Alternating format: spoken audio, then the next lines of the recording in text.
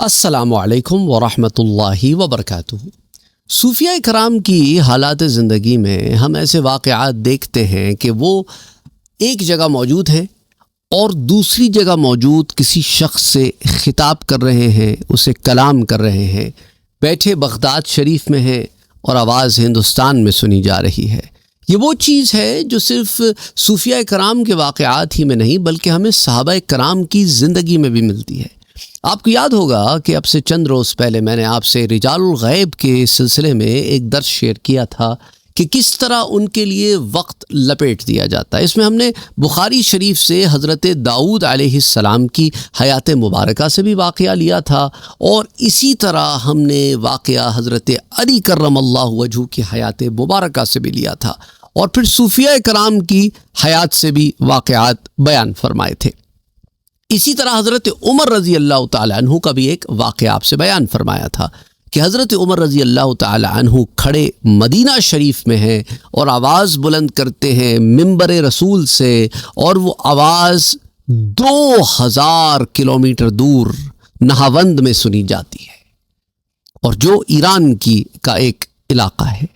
اس سلسلے میں نے آپ کو بتایا تھا کہ حضرت عمر رضی اللہ تعالیٰ عنہ نے اپنے ایک سپہ سالار جن کا نام ساریہ تھا، انہیں نہاوند کی سرزمین کی طرف روانہ فرمایا، اور حضرت ساریہ جو ہیں وہ معرکے میں مصروف ہیں، اور حضرت عمر رضی اللہ تعالیٰ عنہ مدینہ شریف سے دیکھتے ہیں کہ ساریہ کو دشمن پیچھے کی طرف پش کر رہے ہیں، اور ساریہ کی جنگی حکمت عملی میں کمی محسوس کرتے ہیں، تو مدینہ منورہ سے آواز بلند کرتے ہیں، یا ساریۃ الجبل، یا ساریۃ الجبل، یا ساریۃ الجبل، ساریہ پہاڑ کی طرف دیکھو۔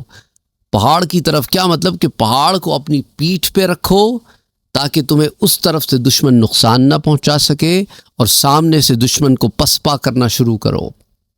اور یہی حکمت عملی اختیار کی گئی۔ فوج لوٹتی ہے تو لوگوں نے پوچھا تو کہنے لگے ہاں، میدان جنگ میں ہمیں پسپا کیا جا رہا تھا۔ اس وقت ہم نے پہاڑ کی طرف سے ایک آواز سنی جو حضرت عمر رضی اللہ تعالی عنہ کی آواز تھی، اور وہ ہمیں کہہ رہے تھے کہ یہ جنگی حکمت عملی اختیار کرو۔ جیسی ہم نے وہ جنگی حکمت عملی اختیار کی، ہم پہاڑ کی طرف سے پروٹیکٹڈ ہو گئے، اور ہم نے دشمن کو پیچھے دھکیلنا شروع کیا، اور اللہ نے ہمیں فتح عطا فرمائی۔ تو یہ واقعہ میں نے آپ کو بتایا تھا کہ حجت اللہ علی العالمین میں بھی آتا ہے، اور اسی طرح بعض لوگ اس کے اوپر ذرا کچھ اعتراض، ہمارے ہاں ایک ہے نا کہ جب میری بات سمجھ میں نہ آئے تو میں اس پہ اعتراض کے پل باندھنا شروع کر دوں۔ تو یہ واقعہ جو ہے دلائل النبوہ امام بیہقی بھی اسے روایت کرتے ہیں، حدیث 2655۔ پھر اسے امام سیوطی رحمۃ اللہ علیہ جامع الاحادیث میں بھی لاتے ہیں، حضرت عمر رضی اللہ تعالیٰ عنہ کی مسانید کے تحت، حدیث 28657۔ پھر کنز العمال میں بھی اسے الہندی لاتے ہیں، حدیث 35788۔ پھر الاصابہ فی معرفت الصحابہ میں امام ابن حجر العسقلانی رحمۃ اللہ علیہ سے لاتے ہیں، اور یہ بات یاد رکھیں کہ امام حجر العسقلانی رحمۃ اللہ علیہ شارح بخاری ہیں۔ بخاری شریف کی شروحات جو لکھی گئی ہیں ان میں سب سے چوٹی کی جو شرح ہے وہ امام حجر العسقلانی نے لکھی ہے، اور الاصابہ فی معرفت الصحابہ میں اس حدیث کو آپ روایت کرتے ہیں، اور روایت کرنے کے بعد لکھتے ہیں کہ ھذا حدیث حسن، یہ درجہ حسن کی روایت ہے۔ تو احادیث مبارکہ کے ذخائر میں سے تو یہ چیزیں میں نے آپ سے ذکر کی کہ اس طرح کے معاملات تو صحابہ کی زندگی میں بہت عام تھے، اور یہ ہوتے تھے۔ پھر میں نے آپ کو یاد ہوگا کہ ایک ویڈیو آپ کے ساتھ ایک درس شیئر کیا تھا جس میں ایک شخص پر 7 سال ایک مقام پر گزر گئے اور دوسرے مقام پر ایک لمحہ بھی نہیں گزرا۔ اس کی مثال تو ہمارے پاس معراج میں موجود ہے کہ حضور صلی اللہ علیہ وآلہ وسلم کتنا بڑا سفر کرائے اور یہاں دنیا میں ایک لمحہ بھی نہیں گزرا تھا۔ بہرحال حضور کی امت کو بھی اس طرح کے معاملات پیش آئے ہیں۔ اسی ضمن میں میں نے آپ سے علامہ ابن عربی رحمۃ اللہ علیہ کا بھی یہ معاملہ شیئر کیا تھا کہ علامہ ابن عربی رحمۃ اللہ علیہ کے ایک پیر و مرشد ہیں ابو مدین، جن کا نام شعیب ابن الحسین الاندلوسی ہے، اندلس میں پیدا ہوئے اور المغرب میں ان کا انتقال ہوا، یعنی مراکش، ٹونیشیا، الجیریا وغیرہ کے علاقے میں، اور ابن عربی رحمۃ اللہ علیہ فرماتے ہیں کہ انہوں نے 10 کے قریب رجال الغیب کو وزٹ کیا ہے، اور ان میں سے شیخ ابو مدین بھی ایک رجال الغیب میں سے ہیں۔ اور اس ضمن میں آپ بہت ہی خوبصورت قرآن کریم کی بعض آیات ہیں، ان کا میں ایک بڑا خوبصورت زاویہ ابن عربی رحمۃ اللہ علیہ بیان فرماتے ہیں۔ اس سے پہلے وہ آپ بیان فرماتے ہیں کہ ابو مدین کے علاوہ میں 10 اور رجال الغیب سے بھی میں نے ملاقات کی ہے، اور مزید برآں فرماتے ہیں کہ کائنات ارضی میں 10 رجال الغیب خصوصی مقامات رکھتے ہیں، ان میں سے کوئی کمی بیشی نہیں ہوتی، 10 مینٹین ہوتے ہیں، اور یہ اولیاء المستورین ہیں، یہ چھپے ہوئے اولیاء ہیں۔ کچھ تو ظاہر اولیاء ہوتے ہیں، یہ چھپے ہوئے اولیاء ہیں۔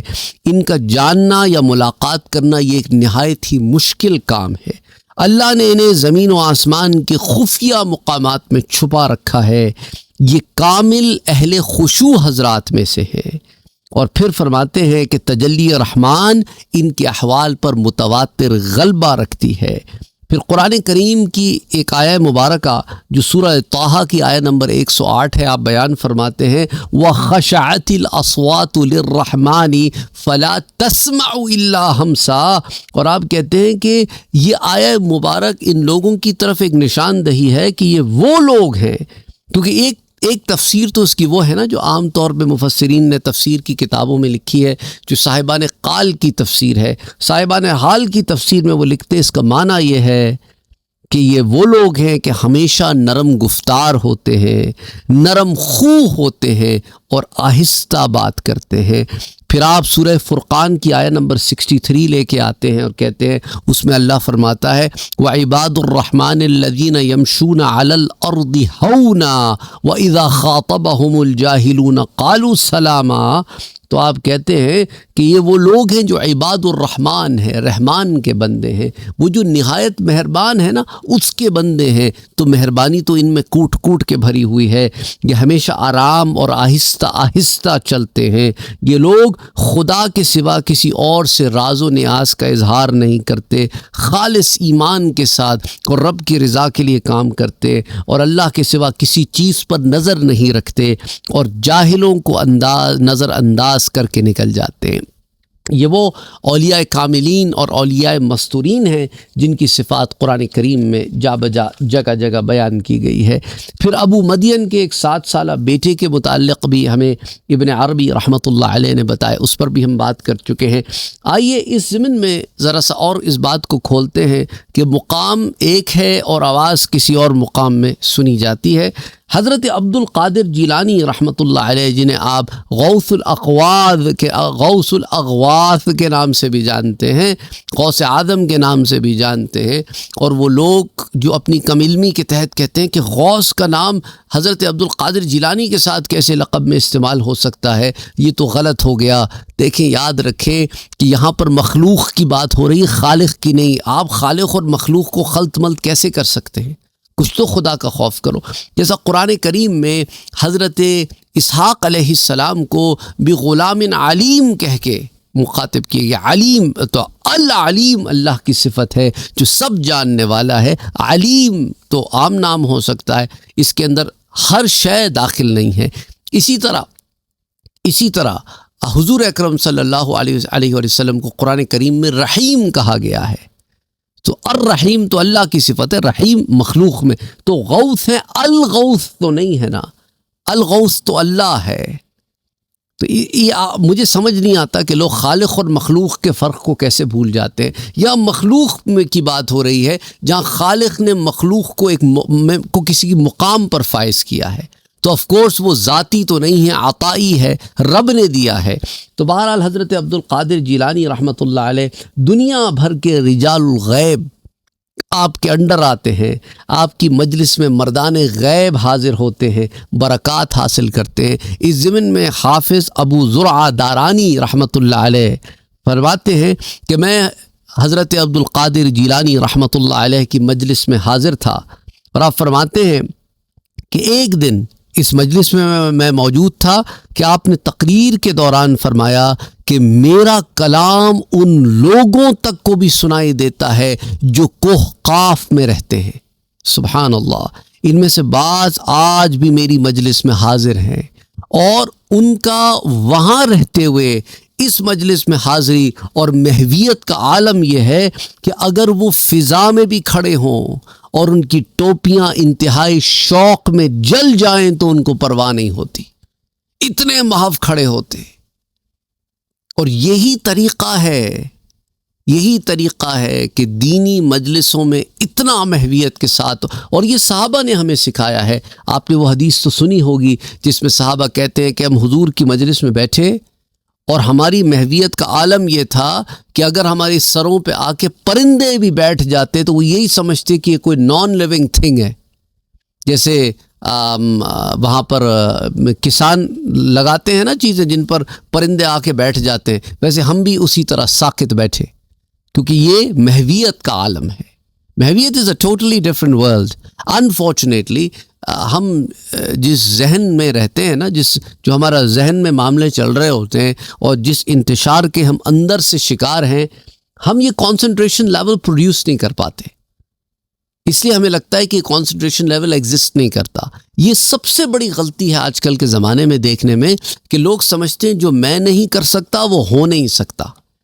یہ ایک بہت بڑی آپ سمجھیں کم علمی اور جہالت ہے۔ اب مثال کے طور پہ دنیاوی معاملات میں اگر آپ کوئی چیز نہیں کر سکتے تو اس کا یہ مطلب نہیں ہے کہ کوئی نہیں کر سکتا۔ یہ ایک بڑا عجیب سا پیمانہ ہوگا نا کہ آپ یہ کہیں کہ میں نہیں کر سکتا تو کوئی نہیں کر سکتا، یعنی آپ نے خود کو ایک معیار بنا لیا ہے زبردستی کا۔